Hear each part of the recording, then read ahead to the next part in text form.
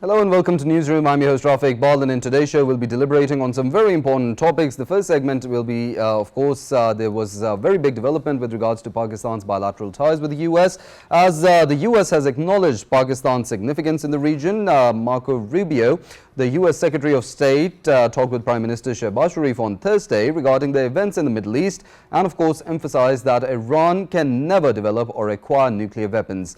The two leaders, they acknowledged working together to promote peace and stability, and earlier the cordial and productive discussion between the US President and Field Marshal also came under discussion.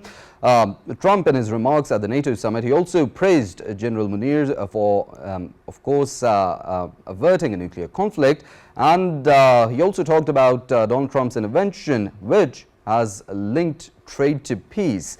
Of course, this marks the continuing positive momentum in Pakistan's diplomatic relations with its partners and friendly states, and of course we see how this momentum is being capitalized on by the government as well, with further boosting the bilateral ties between friendly countries. In the second segment, of course, we have news from India, where India faces another diplomatic setback. When we talk about the diplomatic ties and the diplomatic front, of course we see this positive momentum on Pakistan's side, but at the same time a country that was spreading propaganda with regards to Pakistan being diplomatically isolated had to, of course, send their own external affairs minister to Pakistan to attend the SCO conference. That was the first setback for Indian propaganda, and now we see another setback on their side, where India refused to sign the joint SCO communique. The SCO meeting had condemned terrorism in Balochistan, and of course the Jauhar Express attack that Pakistan has been claiming was being sponsored by the Indian regime. We also know that the terrorist factions, the organizations that promote instability in Pakistan, such as the BLA, the Fitna al-Hindustan, they're also being sponsored by the Indian intelligence agencies. And a proof of that, Kulbhushan Yadav, a person who was arrested in Pakistan, and of course he had confessed to sponsoring and facilitating terrorism in Pakistan, particularly in Balochistan province, to cause instability. This is the greatest proof that Pakistan has, and an Indian official himself has confessed to promoting terrorism in Pakistan. This is something that Pakistan has been highlighting since a very long time, but the world community is now taking cognizance of India's actions. In the third segment, we have, of course, news regarding India as well. A joint China-Iran probe has exposed the Zionist Hindutva partnership. The Indian programmers, as we know, in the Gulf countries, there's a lot of Indian populations that settle there, that works there, but a new development that we see and a news that came in from that side, the Indian programmers connected directly to India via Starlink, and the software engineers of Indian origin, they have developed anti-Iranian software. The Modi government continues fooling its own people. We know how their media, of course, propaganda, and we see the war hysteria. We also know that the nexus between India and Israel has been trying to destabilize not just the South Asian region, but the Middle East region as well. And we also know of the intelligence sharing between this nexus as well, and how it is proving very dangerous for world peace and regional peace. The Modi government has arrested its own citizens for spying as well, and the fourth segment will be talking about Israel, how it is continuing its aggression across the Gaza Strip. We know how the world community is, of course, condemning Israel's aggression. The Spanish Prime Minister Pedro Sanchez has also talked of inaction by the EU member states to hold Israel accountable for its aggression and genocide. We know how the Gaza Humanitarian Foundation, the people who are, of course, distributing aid to the Palestinians, we know how they're being targeted by live fire by the Israeli forces. In the fifth segment, we'll be talking about fact check. Of course, we know there was the Iran-Israel conflict, and there was a lot of news circulating on the social media. We're living in a digital era, and of course, misinformation, with all the information buzz that comes in. Misinformation is a huge problem that is facing the world, and in the fifth segment, we'll be talking about fact checking of the news that was circulating on social media. Starting off from the news that we have from India with regards to the attack it faced diplomatically at the SCO conference, and the India-Israel nexus that we have seen, of course, an operation that has been exposed by the joint probe by China and Iran. In the studios, we've been joined by Dr. Amna, who's a foreign affairs expert, as we delve into the news that we have from India, the diplomatic setback. On one side, Dr. Amna, thank you for joining us in the studio. studios for this very important conversation. On one side, we see Pakistan with its diplomatic success and a positive momentum that we see, the world acknowledging Pakistan's stance, the world acknowledging Pakistan's narrative, and taking cognizance of the grievances and concerns that Pakistan has.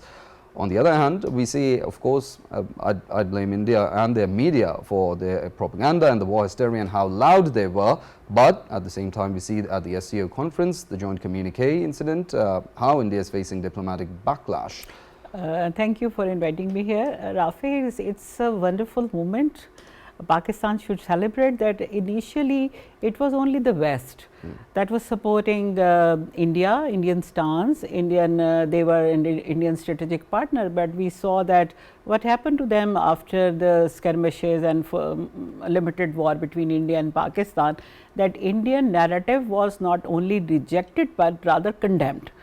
And this time there is another aspect, since we say that it is the rising Asian century, and SCO and BRICS are the next assertive regional and transnational organizations, and on this very important forum, Pakistan achieved a big success on not only diplomatic forum, but SCO is very important because it has larger agenda than only the diplomacy. You see that their chiefs were there, army chiefs were there, they were having joint agenda of having joint military exercises as well.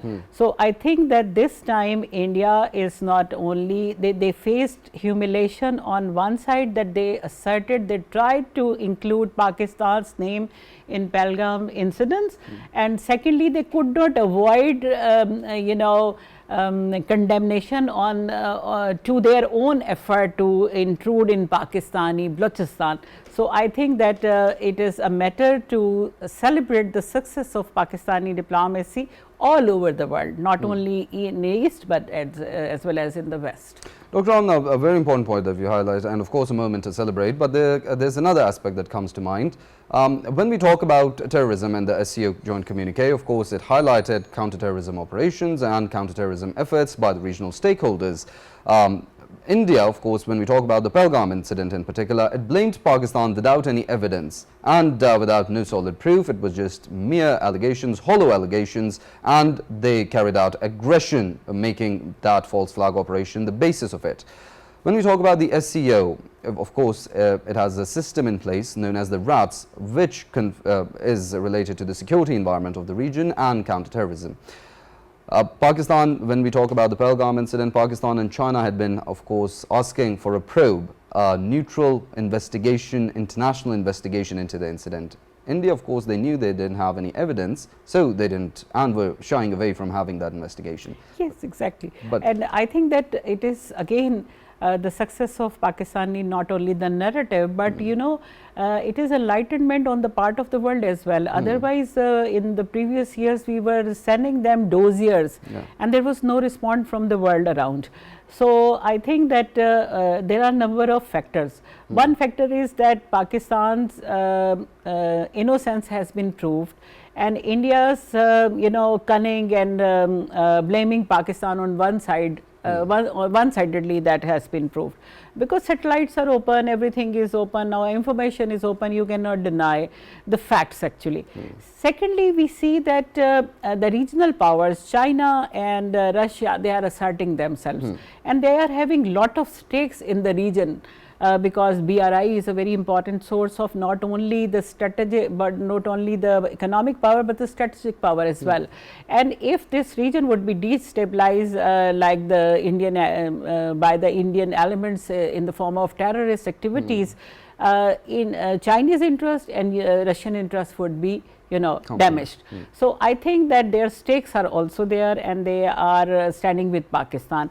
Thirdly, we see that at this time, having conflict of with Iran and Israel, we see that the world at large is involved, because oil trade is involved, security in state Gulf is involved, and the presence of Indian, labor force and Indian IT experts that is also involved in the conflict on both sides. They are not only involved against Pakistan, but all over they are at war. Israel and India are at war with the whole world, because whole world are having their stakes in security, in economy and in cooperation, and only Israel and India, they are having stakes in capturing the land, occupying others' rights and killing and having genocide, and both are partners, and it has been exposed.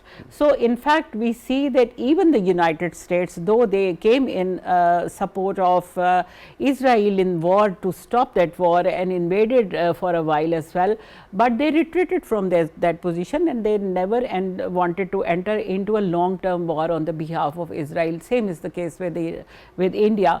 They intervened, and that was appreciated by Rubio too, while he was talking to the Prime Minister of Pakistan, that they are actually standing with peace, and they don't want to continue if Iran would not make nuclear warheads. And Iran many times declare IAE is there, and attack by the Americans on all their nuclear installation. There was no leakage of nuclear fissile material. It means that that was to the minimum level, and that was not on the nuclear weapon level, the program of Iran. So Pakistan is standing with peace, and I think Prime Minister must have cleared, and he has a very clear stance on that we want peace in the region, and we will not allow any regional power to spoil that peace, whether it would be India or Iran or any other country.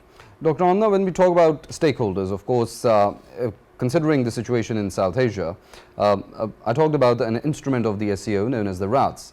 Do you think that could, of course, play a role in holding accountability in the region for those troublemakers? And of course, when we talk about the greater context, such as the issue and the conflict in the Middle East, how an international body or how there could be accountability held?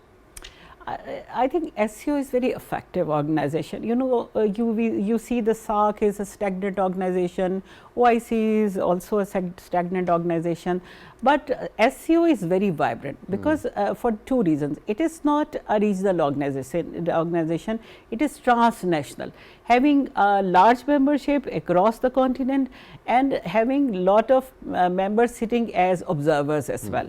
Secondly, they have everything to be discussed on the forum of SCO, whether it is security, strategic issues, military cooperation or threat or terrorism, and then whether you talk of anything.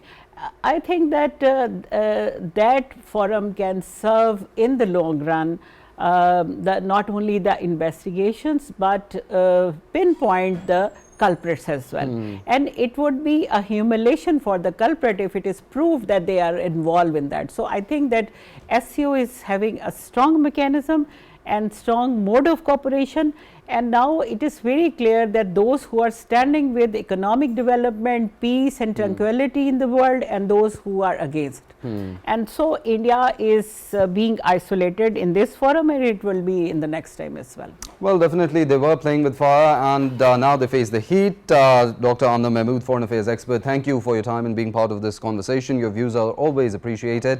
When we talk India's diplomatic setback and the SCO, of course, it is, as Dr. Amna mentioned, SCO being a very vibrant organization, and the stakeholders could hold accountability for the regional troublemakers and those who promote instability. When we talk about the India-Israel nexus, of course, the two open-air prisons, the most militarized open-air prisons in the world, one end occupied Jammu and Kashmir, on the other end Palestine, hegemonic designs, and the world is cognizant of what the policies that these two have been pursuing, and of course the genocide and ethnic cleansing they have been pursuing as well. With that, we come to an end from the newsroom for today. See you all same time on Monday. Till then, take care.